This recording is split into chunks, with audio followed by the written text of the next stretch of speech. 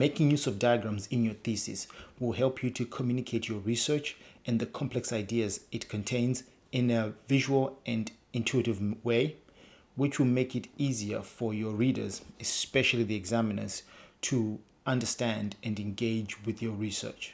We all know the saying, a picture's worth 1,000 words. This rings especially true when you're studying a PhD because your thesis is filled with data, theories, experiments, and results that are extremely complicated and difficult to explain in simple and plain English. This is where diagrams come into play. They allow you to explain complex concepts into easily digestible visuals that enable your readers, particularly those examiners, to easily understand the entirety of your research. They also break down the barriers presented by dense text to offer a more intuitive and captivating way to communicate your findings. Not all diagrams are created equal. It is essential for you to choose the most appropriate diagrams to best represent your data and ideas. For example, bar graphs and pie charts are more suited for representing qualitative data, whereas flowcharts are best suited for illustrating processes and systems. The key is to enhance your reader's understanding of your research. Additionally, make sure to label your diagrams clearly and to provide a brief explanation of what they represent.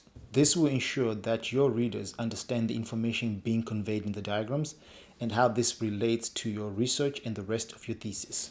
Let's dive into some examples of diagrams that I used in my thesis to sort of showcase what I was saying when I was explaining, the importance of diagrams and why they hold so much power in how your thesis is perceived.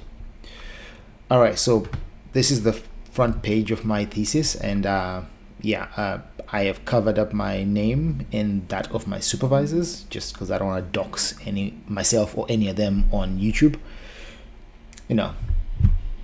Gotta respect their privacy. But yeah, that's the title at the top. I think you should be able to see this clearly. That's the title at the top of my thesis, and I started at AIU, but I did mention this in some videos back in last year, if you are willing to go back and watch those. So all right, let's roll. So I'm just gonna scroll to the right sections and then we'll just pick it up from there.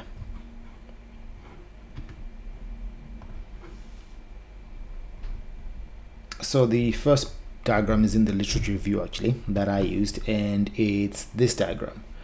So this diagram essentially showcased the structure of my thesis. I mean, it's in the title basically at the bottom here. Oh, yeah, there you go.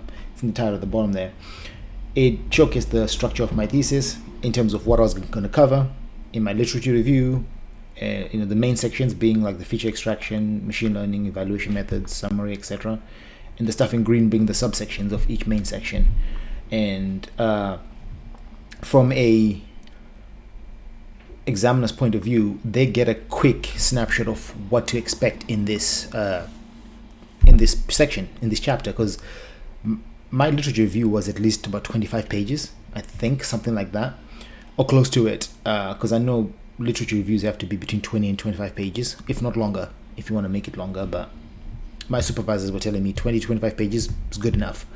So naturally speaking, if you're an examiner, you want to know what you're walking into and the kind of a high level visual of what you're about to read, because they're going to have to read everything anyway. But I think it's nice. It just gives them that visualization, so they can even keep coming back to this diagram if they get lost in the weeds of the literature review, because it's a lot of words. So let's. So that's just one example. So I'd encourage you to, at least in your thesis, have something like this. It doesn't have to look like this. Yours can have different chapters, obviously. Maybe more chapters, maybe more sections. Doesn't matter. Have something like this as a high visual. It just helps your examiners. Puts them in good spirits. Just you don't want them grumpy coming to your Viva thinking, oh, I had to read that horrendous big Bible and there was no way for me to navigate it. Like, you don't want that. Make your life easy, front load this. All right, anyway, moving on.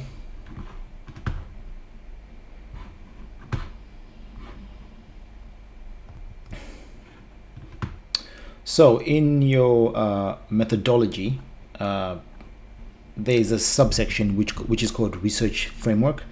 And in this section is where you get to explain the different stages or phases of your research that you're going to carry out to develop your PhD, basically, to whether develop the new machine learning model or whatever it is you're doing, to just carry out the research, basically, to get to the end goal of proving your hypothesis is correct and to satisfy your aims and objectives. And this research framework is where you would kind of explain all the different steps you're going to go through and, support them with evidence, of course. I mean, you can see I was, referencing guys like Ketoch and Luca here because they were using similar research frameworks to the ones I used for my one. Because the research framework structure is the same, but what you're going to carry out will be different. And the, the diagram I did, which is, I called it a conceptual research framework, is this, which is pretty simple. As you can see, it's nothing complicated, but it tells the examiner, okay, this guy did 3 main steps. One was acquiring the data naturally, especially if you're doing a machine learning related or text classification related research like I was doing. I'm gonna need some data, so I acquired the data, and I'm gonna build what I called the prototype framework, which was kind of the solution to solve the problem I identified, the gap in knowledge, and then an evaluation. So they'll know straight up, okay, in this methodology, where he's going to be explaining all the things he's going to do to tackle this problem and satisfy his PhD. Okay, he's going to do these 3 main steps, and they'll be looking for these things in your research along the way. So you're welcome to go back and reference this diagram down the line in your experiments or in your evaluation or in your implementation. You can, but here's the thing, you're referencing back to something they've seen, and they'll be like, I remember that. Yes, that's the plan. He's executing the plan. Perfect. So this is just another example of a diagram that really works well with showcasing to examiners what you're doing or what you have done, or in this case for the methodology, what you plan to do, because that's what the methodology chapter is about. It's about what you plan to do. I will talk a lot more about the different chapters that are important when you're writing a thesis in a different video, to just explain kind of what they really stand for. But yeah, this is just an example. Anyway, we're going to carry on, and straight up, this is another example of a methodology I used, basically, or in this case, in the methodology I'm planning to use it. I don't know, I put air quotes there because I did use this. But yeah, this is it's basically a diagram showcasing to the examiners, I used a constructive research methodology, and this is kind of a visualization of what it looked like in terms of visibility, because implementation wise it will look different than this, because it will be a lot of moving pieces. But from a high level point of view, here's what it looks like. There's a relevant problem that I'm plugging into this construct that I'm going to build. So this yellow box would be, I guess, in theory, this whole thing is my prototype framework. But if we want to split hairs, we'd say the yellow box is actually the prototype framework where the solution is, and I'm plugging in my problem, plugging in practical relevant literature, any theoretical literature, the body of knowledge, which would also, I guess, be literature and the gaps that are missing, and then the various sources would be the data that I'm collecting to then use to solve this problem. So it's a conceptual kind of visualization. It's not the literal how the implementation works. It's a conceptualization of the problem that I'm going to solve, and also the research methodology I am going to use, because these research methodologies are extremely important when you're writing a thesis. You have to mention them, but I'll touch more on the research methodologies another time. For the sake of this, it's a diagram showcasing to the examiners, this is the conceptualization of the research methodology I used for my research. So yeah, that's that. If we move on, there's another diagram here of the prototype framework design. So like I mentioned, the prototype framework was my sort of solution to the problem I was researching. And I mean, I should probably mention what my actual research problem was here, because there's a lot of diagrams. So, because I did explain it in a video a while ago, but I don't think anyone's going back to watch that. So I'll just kind of give a summary right here. So my research tackled a simple problem in the e-commerce space.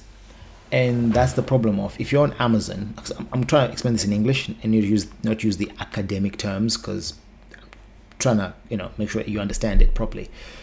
So when you're on Amazon and you're searching for products to buy, there are products where you order them, where you look for them, but you don't have a specific activity you want to use them for in mind, but you want them for something, right? Or you even have an activity in mind, I should say. You might have an activity in mind, but you're looking for the best product to perform that activity with. Whether it's you want an infuser for your tea, or I don't know, a baseball bat or cricket bat, or whatever. You want the best one for the job, right? And naturally speaking, you're gonna spend time reading 10, 20 reviews, at least the front page of the reviews for each product you see that matches the intended activity, to see what other people who've already bought this are saying about it, whether it's really good for what you actually want to use it for, whether it's not that great, but it's marketed as such.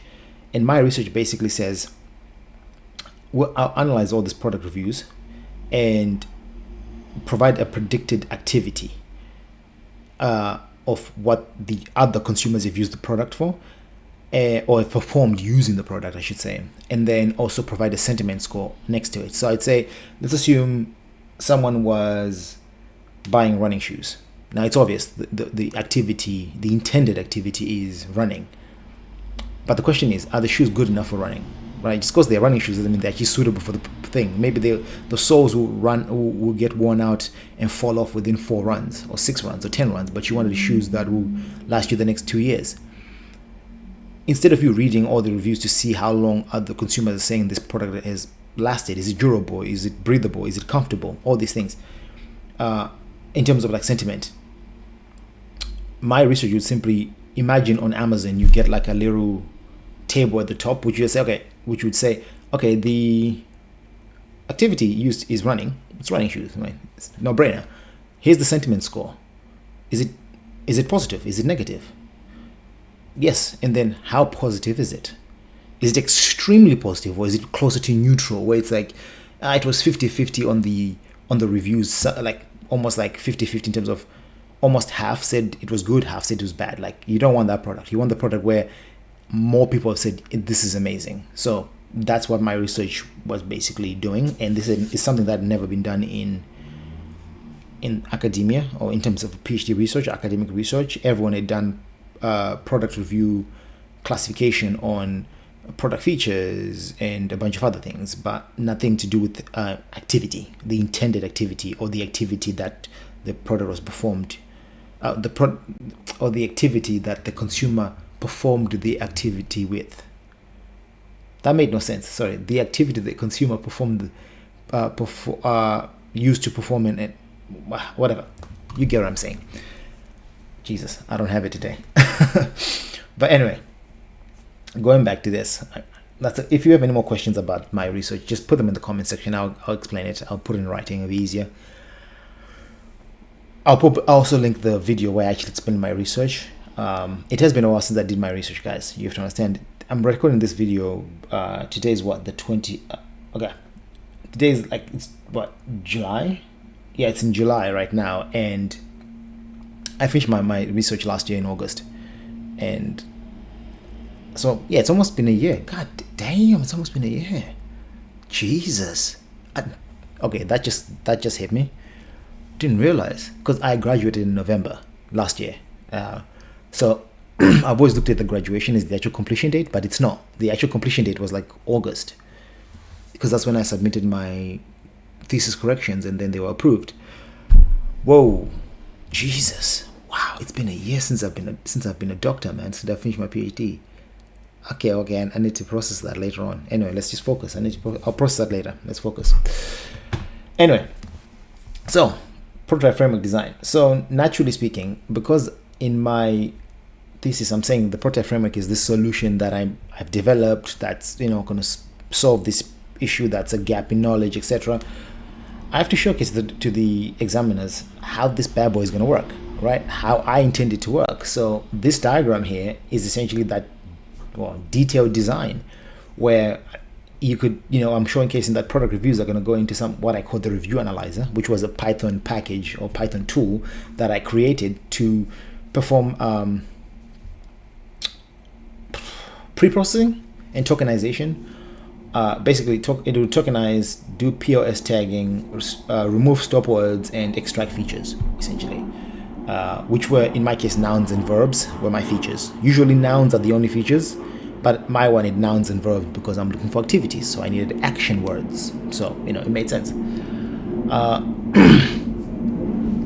But yeah, and then the features would then be sent. I hope you're not hearing that plane going overhead. Jesus, what's up today with all planes? Anyway, and then the features will be plugged into this machine learning classifier, which would train a model using the features, and then perform an activity and produce an activity prediction using the trained model, and then the output would be the predictions, basically, of what the activities are for a given product review. Now, my supervisors initially encouraged me to have two diagrams for my prototype framework. One was supposed to be super high level, and the other one was supposed to be a detailed one like this. But when I was designing them, I didn't see the point, because the high level one and this detailed one would have been like a small difference of maybe we don't have the writing in the boxes, basically. And I was like, there's no point. Let me just put one. It gets the job done. Make sure the examiners are informed or well informed of, or any reader who might read this afterwards, but the examiners were the target, because I'm trying to pass the PhD, at the time. So I put one in, and definitely I knew that this would be good enough, because in my Viva they did mention that they liked this diagram a lot, because it was simple yet clear. It wasn't overly done. It was simple, and they liked it. Because simple is key, man. Like, you could have some of the craziest high level diagrams you want, but at the end of the day, examiners just want something simple. As long as it's simple and clear and a bit colorful, that's cool. It works, To be fair, I probably could have done away with the colors and just had like boxes, like circular boxes here. Probably would have been good enough. I just chose to go with the colors, but it was simple enough that they could easily read everything. So that's what's important, that they can read and understand what the diagram represents and what it means. And then obviously I explained a little bit about it in the inner paragraph below, just so you always have to have like an explanation, right? That's just part and parcel of how this whole academic writing goes.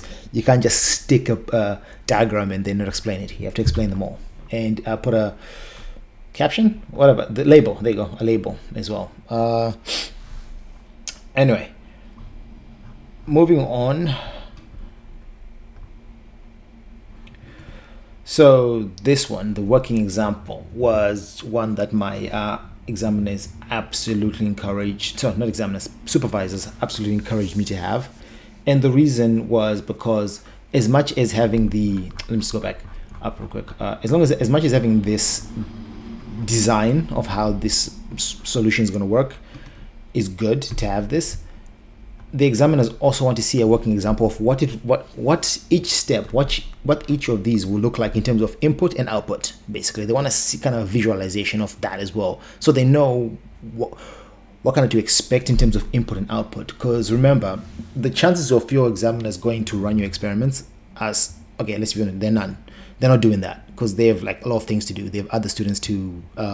Sorry, one second, my nose is itchy. As I was saying, the chances of examiners going to run your experiments to see what the inputs and outputs were like is basically none. Like, they're never going to even ask for that, ever, at all. You could give them the links to the repositories with all your code, they will never touch it, right? They'll just focus on what's in the thesis.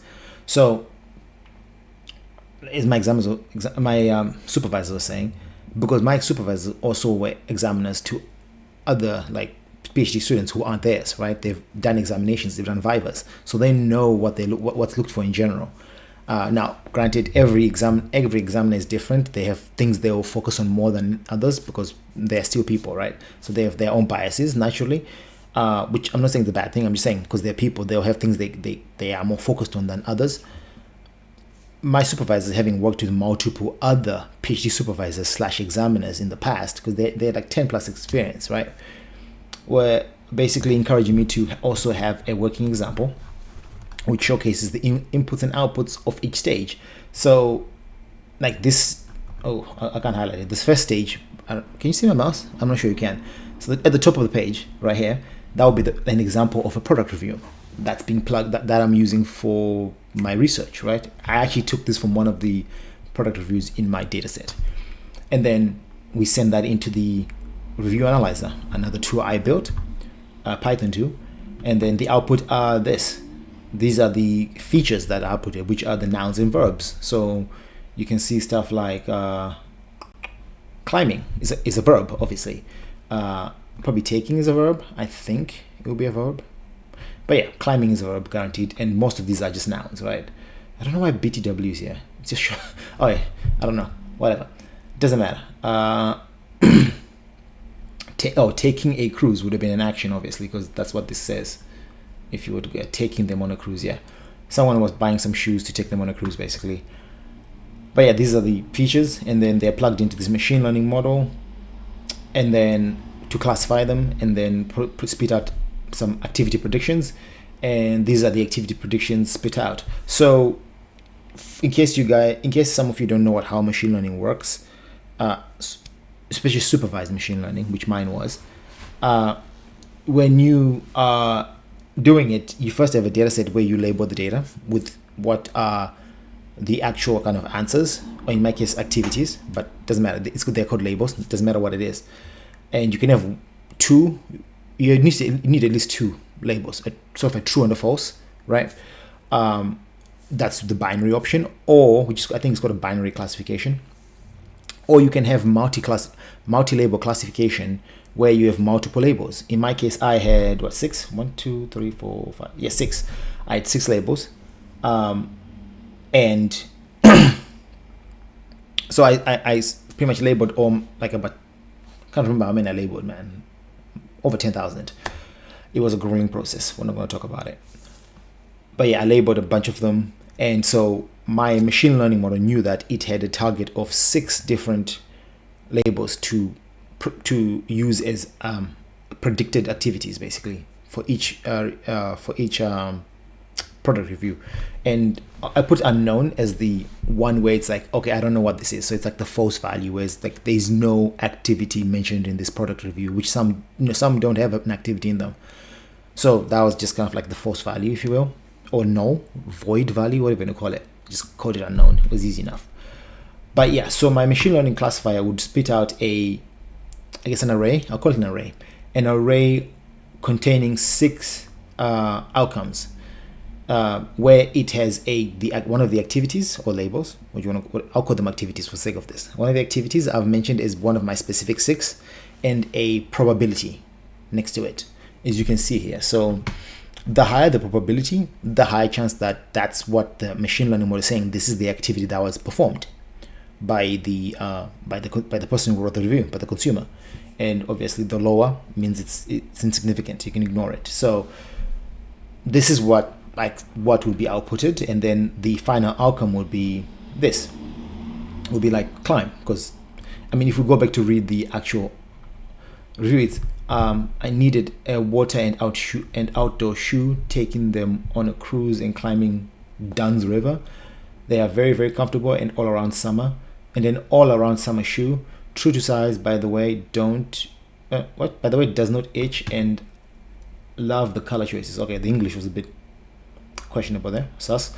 But anyway, in summary, they bought some outdoor shoes to take them on a cruise, and to also use them to climb Dunn's River, which I assume is like a waterfall or something. I don't know. And the output is climb, right? So this is me showcasing to the examiners in a diagram that this is how my actual solution works. This is the solution. This is how it works. So they kind of know, right? Because they're never going to run those experiments, but they now know. And I explain that in this snippet beneath to explain the diagram and what it represents, all that stuff. Oh, by the way, I didn't mention this. each time you put a diagram in your thesis, you wanna give it a label, like a figure number, because you're gonna have multiple of these. So you wanna give them like a specific ID. So this one's like figure 3.4. If we went back up to the other ones, you'd notice that they're all like figure 3.3, figure 1, or whatever it is. And the reason for this kind of ID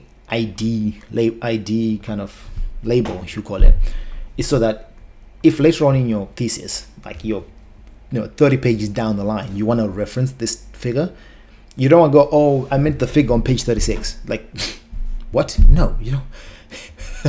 That's silly. You don't be saying that. You want to just say, okay, figure 34. Oh, sorry, figure 3.4, sorry. And is referenced in, or is shown in figure 3.4, blah, blah, blah, blah, blah, whatever you're going to write about, supported by these references.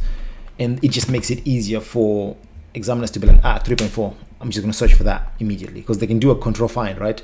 Because they're usually digital submissions, so they're usually reading these on a computer screen. They're not. I don't think they're actually reading them in paper form anymore. I could be wrong, because I remember submitting mine digitally. I still had to print a physical copy as well, but I'd already submitted by the time I printed that and handed it in to the university. So the examiners already had a physical copy, and then they just printed it out for their own, like, to do notes and stuff. So if they're most likely reading these on a computer or laptop, they can just do a control find, right? It'd be easy enough. And it doesn't stress them, like, oh, go back to page 36. Like, it's a 200-page document. What do you mean go back to page 36? I'm on page 164. That's silly, you know? But yeah, it just so you guys know. But yeah, another diagram that clearly shows what's going on. So the examiners, as it stands, we're still in the methodology section, but they already know the design.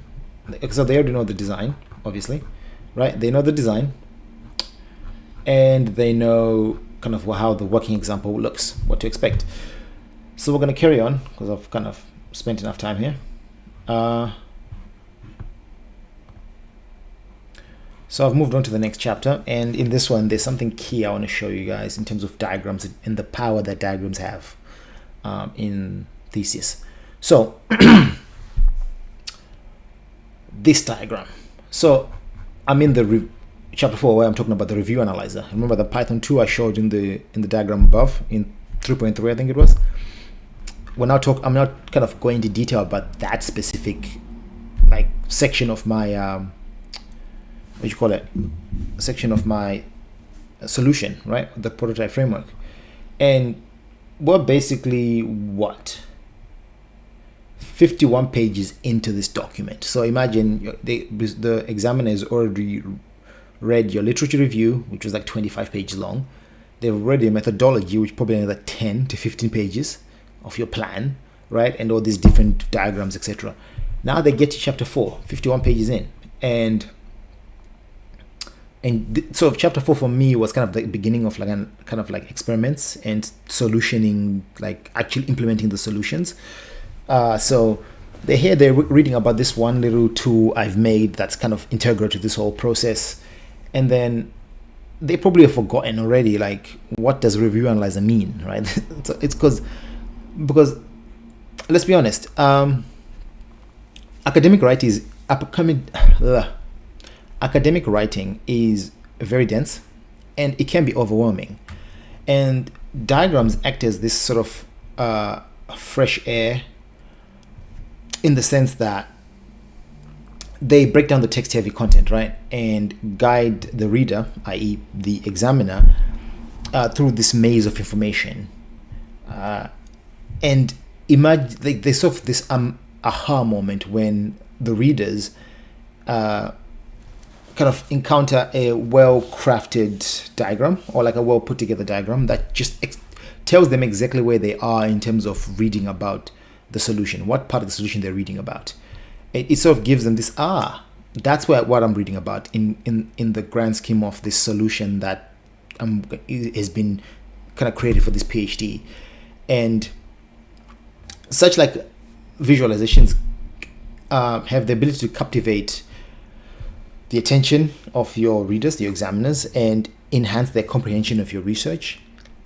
and leaves them can leave them with a lasting impression, like a good impression, which makes your thesis stand out, amongst all the other theses they've ever read or they have read thus far, because they might be examining multiple PhDs within a short space of time, right? Because I don't know what the rules are on that, but I know that sometimes examiners will do multiple examinations or vivas within a short space of time, so they've read multiple theses, and like I said, you just want them to have a good feeling about yours, right? Have a good impression about yours. So it's always good to tell them exactly where they are in terms of reading about your solution. And this is exactly what I did. So I used the exact same prototype framework design, detailed design, but now I just highlight exactly what we're talking about. We're talking about the review analyzer, because they remember this diagram. They will definitely remember this diagram from before, but now I'm telling them, no, we're focusing specifically on review analyzer. Forget everything else for the minute. This is what we're talking about. This is what I'm explaining, how this was developed, all the intricacies that went into this and the outcomes. So this is great, right? It just means, they don't have to guess. What am I reading about? They're like, easy. The student made it easy. The PhD candidate made it easy for me. So that's nice. And I actually know this is a good thing, because in my Viva, I remember, because I had access to my thesis, obviously, and the examiners had access to my thesis as well, because it was online, my Viva, and I was looking at them on a screen, and I had my Viva on one of my screens because I have like a multi-screen setup, and I think they had the same thing, because they kept looking to like their left or right, can't remember, and I remember them saying, you know what, go to page, I think it's page 52 in this case, and they're like, do you see the diagram where you kind of showcased what you were talking about? I was like, yeah. They're like, one of them literally said, I really liked that because it made my life easier, because I knew exactly what I was reading about, and so I could focus on that in and around all the other kind of information. And they were like, that's good work right there. And listen, I'll be honest, I'd like to come out here and say I came up with the idea to do this. I didn't. My examiner is the one who told me to do this. So supervisor, god damn it, I keep saying examiner every time. My supervisor is the one who told me, listen, do this will guarantee you some points with examiners, and she wasn't wrong. It guaranteed some solid points with them. I'm not complaining. So it's a win-win. So I definitely urge you to do this, because you're seeing, because you don't have to create a new diagram, you're using the same one. But look at that, easy. So yeah, anyway, we're gonna move on, because this video is getting longer and longer. I keep rambling on.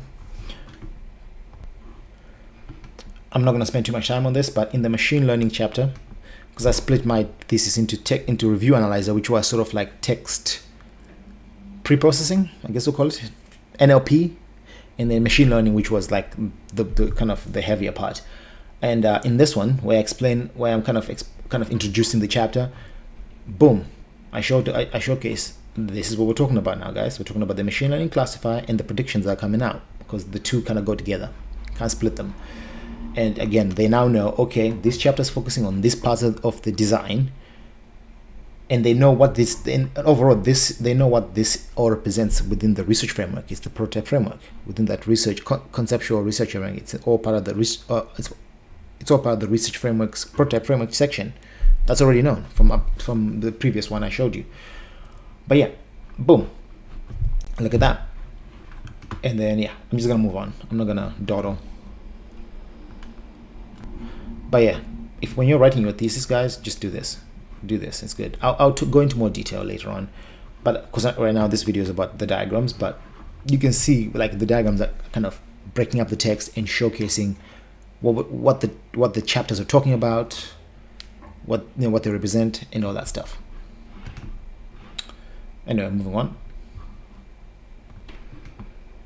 So I'll try and not take too much time on this, but for one of my experiments, because this chapter is all about the experiments I did for machine learning. I had a classifier, a neural network where the classification metrics were, the table you're seeing on screen. So it's high accuracy, high precision, or high to medium precision, you say, and very low recall. And I was explaining what the causes of this were, what it means for the performance of that model, and all that. And I also added this little diagram here, which sort of showcases what low recall, high precision looks like, and what it means for like the performance of a machine learning model. And like this visual alone would make sense that to an examiner, even one who doesn't know much about machine learning, which sometimes usually you end up with at least one examiner who doesn't know anything about your field that much. They know maybe at the general idea of like computer science, but they don't know about machine learning. You have at least one who knows about machine learning or whatever your thing is. In my case, it was machine learning, so there was at least one who knew about machine learning, but the other one didn't, and he really liked this diagram because it explained to him in a visual way what a low recall, high precision model looks like. It's like you have a lot of false negatives. Even though there's high accuracy, it means there's a lot of false negatives. And so that was nice. That was a nice touch. So, they like this stuff. Now, I also had a situation where I had models that were models? Nah, it doesn't matter. A machine learning model that was performing extremely well, and it had a high precision and high recall and high accuracy. And this was great. Obviously, this is good news. This is exactly what you want. And I was explaining, why this happened, why this is good, and using supporting evidence, like these guys. And I used the diagram to showcase, excuse me, to showcase what a high precision, high recall model looks like in terms of a visualization. And there's a lot more true positives and true negatives compared to any false positives and false negatives, which is why it's what you want. You want high accuracy, high precision, high recall. And this also showcased to the examiners who are not, or readers who are not machine learning experts. It showcases to them that this is how this is how this is what it looks like when a machine learning model is high performing. Anyway, moving on. Oh yeah, I'm not gonna explain these ones in this video because these are specific to machine learning. I'm trying to keep it this generic for all PhD students writing thesis or working towards writing their thesis in the future, because you might not be doing anything to do with machine learning, so it makes no sense for me to talk about these kind of diagrams and what they mean, because it has no value to you. So the other type of diagram I'm going to showcase is the one that was kind of the final selection I used, and I had to create a diagram that showcased all the different layers of the machine learning neural network model. This is actually happened post my Viva, after I'd succeeded in my Viva. So I passed my Viva, but one of the corrections that I needed to do to my thesis for the examiners to be happy was to include a diagram that showcased the structure and layers in my neural network model. So yeah, I had to include this. It was actually an oversight on my part. I should have included this from the beginning, but it is what it is. I still passed, and it was a minor correction. Yeah, minor correction. So it was one of a few things I had to do, but this was like the major one. So yeah, in your case, if you're doing machine learning or whatever it is, make sure to put a diagram like this, not this exact one, but like something that represents the same idea of what the key piece of your solution looks like, basically. Yeah, because I put this in, they were very happy. It shows the output at the bottom there with the six the six labels, activities that I was targeting. Yeah, they were very happy with this. And then I also explained the different layers: input layer, embedding layer, CNN, etc. I explained them all as well, so that was good. But yeah, we're getting close to the end of this show and tell, guys. Stay with me. So I know it's been a while, it's been long. I did ramble on a few times. So in this chapter, this was kind of the implementation of the prototype framework. So this was the culmination of the review analyzer, the machine learning, and I kind of wrapped it into a web application, basically. So this is the stack I used. It doesn't really matter. I'm just kind of trying to explain. I used a web application, even though that's not the final outcome I envisioned for my research. I used it just because this was the easiest way for me to test that it works and also validate that it works, and also be able to showcase this to the examiners in the thesis in a way that makes sense. So I'll be honest with you, explaining all of this was a bit overkill because they didn't care, if we're being honest, because this is not part of the research, it's just implementation. PhD is about the research. But yeah, I basically showcased the web app and showcased the reviews I was submitting.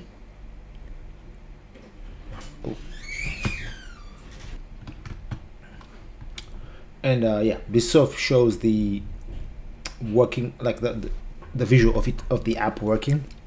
So yeah, I've got one image where I'm plugging in a product review, another one where a predicted use case is showcased, and then I also added another feature, which was for whoever's using this. It was me, obviously, who used it to be able to say, okay, was this an accurate or inaccurate prediction? Because there's still predictions, so it could be inaccurate. Even though my model was high performing, it will still make like some mistakes, some inaccurate predictions along the way, but just there'll be few and far between. And essentially, this whole thing was a is that it? Yeah, this whole thing was a, oh yeah, because I also then would mention the expected prediction if it got it wrong. Like, and they have a dashboard where I showcased kind of previous previous reviews I've put into this and how they've performed, whether they were successful or not, and most of them were successful. But essentially, this was me showcasing to the examiners that working example I showed earlier that was in the methodology in action. Essentially, that working example in action, and I believe I referenced that working example in this chapter to say, yeah, by the way, this chapter showcases that working example in action. So you see how the two tie together now? They saw I guess we call it design of the working example of how everything's supposed to work. Now they're seeing it in action. Now, granted, they're not seeing every single step in terms of the inputs and outputs, but they can easily see that I'm plugging in a product review. Let's go back up. I'm plugging in a product review, hitting submit. I'm getting out a prediction, and then I'm determining whether it's accurate or not, right? Which pretty much ties into the working example for the most part. The rest of the dashboarding and what is extra web UI stuff, but most of it has been covered, right? And whether or not in stuff like that. So this was another great addition, although they didn't really care much about this chapter. I was disappointed in the Viva. They didn't say much about it. They're like, it's okay, it's cool. I was like, I kind of did some work on that though. I'd like you to say more than it's cool, but it's okay. Hey, listen, I passed. We'll take passing over them ignoring the effort I put in and not losing their minds over this one, because again, it's implementation, and if we're being honest, they care more about the research, so it makes sense. Anyway, I think we'll go into the evaluation now. So in the evaluation, as part of my evaluation, I had to essentially showcase the performance of my model and evaluate it across multiple product reviews.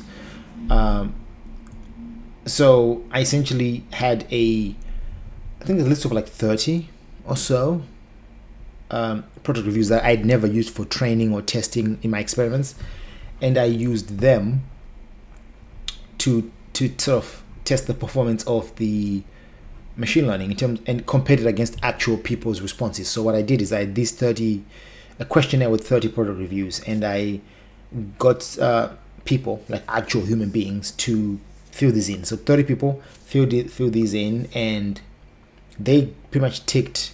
So it was like multi-choice. So they'd have a product review, and the whole objective was tick the activity or activities, it could be multiple, you think the consumer in this product review, the activity they used the product for, or the activities they performed using the product. Just tick them and move on, right? And they did that. And so when I came to evaluate, I then used the same product reviews from the questionnaire or survey, whatever you want to call it. And then I could then compare the human responses to the machine learning predictions. And so green in this case represents human participant responses, and blue represents the machine learning responses. And This was actually quite a long evaluation to do, but evaluations are always long. But this was actually one of the parts that my examiners love the most, because they go to see the comparisons and the evaluation of performance. So in this one, for example, this first question, what was it? Yeah, this is like the actual review, sorry, not a question, review. The people, like humans, thought that climb and run were the actual activities used, whereas my machine learning model thought it was walk. Now let's just see. So it says, but my kid, we had attacking, said, for climbing and running. Okay, yeah, so the people are right. Climbing and running, but because walking is close enough. Is it even mentioned in here? Why did you think that was walking? Okay, this one makes no sense. I don't know why I thought my machine learning model thought walk would be the perfect what you call it would be the highest one to rate as being the most likely activity. You know, like I said, it makes mistakes. But climb was not far behind, right? It was like 0.7 out of, compared to this one, like 0.98 or something. It was close enough, right? So these were the evaluations I did, and these graphs were really good for visualizing those comparisons and that evaluation. Yeah.